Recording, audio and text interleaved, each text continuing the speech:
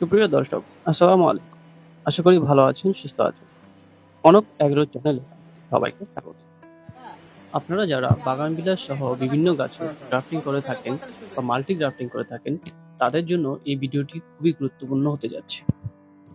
আজকে আমি আপনাদের সাথে শেয়ার করতে যাচ্ছি সিরাম দিয়ে বাগান বিলাস গাছের মাল্টি গ্রাফটিং পদ্ধতি। সায়ানের মধ্যে আপনি যখন সিরাম স্প্রে করবেন, তখন সেই গ্রাফটিংটি খুব দ্রুত জোড়া লেগে যাবে। আজকে আমাদের সাথে আছে গ্রাফটিং এর রাজা খলিল কাকা। খলিল কাকা আজকে আমাদের সাথে শেয়ার করবে কিভাবে বাগান বিলাস গাছের মাল্টি গ্রাফটিং করতে হয়। না টেনে শেষ পর্যন্ত পুরো ভিডিওটি দেখার জন্য অনুরোধ রইল। গ্রাফটিং এর শেষ অংশে শেয়ার করা হবে গ্রাফটিং এর গাছটি কেমন পরিবেশে রাখতে হবে আর কখন গ্রাফটিং এর পলি খুলতে হবে। এখন দেখতে থাকুন কিভাবে মাল্টি গ্রাফটিং করতে হয়।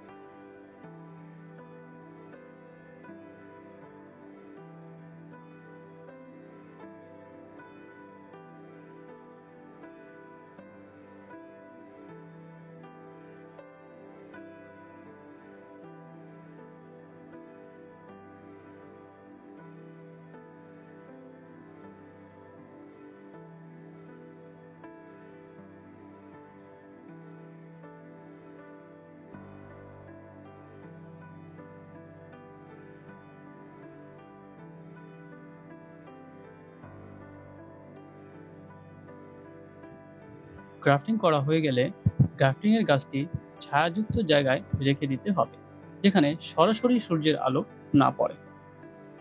গ্রাফটিং করার 15 দিন পর খুশি বের হলে গ্রাফটিং এর পলির গিটটি খুলে দিতে হবে। পলির গিট খুলে দেওয়ার পর এরূপ অবস্থায় একদিন রেখে দিতে হবে। একদিন পর পলিটি সরিয়ে নিতে হবে। আমার অভিজ্ঞতা থাকার কারণে আমি প্রথম দিনই পলি সরিয়ে নিয়েছি। আপনারা 15 দিন পর ভুসি বের হলে প্রথম পলির গিট খুলে দিবেন, খুলে দিয়ে একদিন রেখে দিবেন। তার একদিন পর পলিটা সরিয়ে নেবেন, আর 3 দিন পর হালকা মৃদু রোদে দিবেন। আস্তে আস্তে অ্যাডজাস্ট হয়ে গেলে ফুল সানলাইটে দিতে পারবেন। আর একটা জিনিস খেয়াল রাখবেন, সায়ানে পেঁচানো পলি 1 থেকে 1.5 মাসের আগে খুলবেন না। 1 থেকে 1.5 মাস হয়ে গেলে তারপর সায়ানে পেঁচানো পলি খুলে দিবেন। আজকের ভিডিওটি এই পর্যন্তই। ভিডিওটি ভালো লাগলে লাইক, কমেন্ট, শেয়ার ও সাবস্ক্রাইব করে কনক এগ্রো চ্যানেলের পাশেই থাকবেন। আসসালামু আলাইকুম।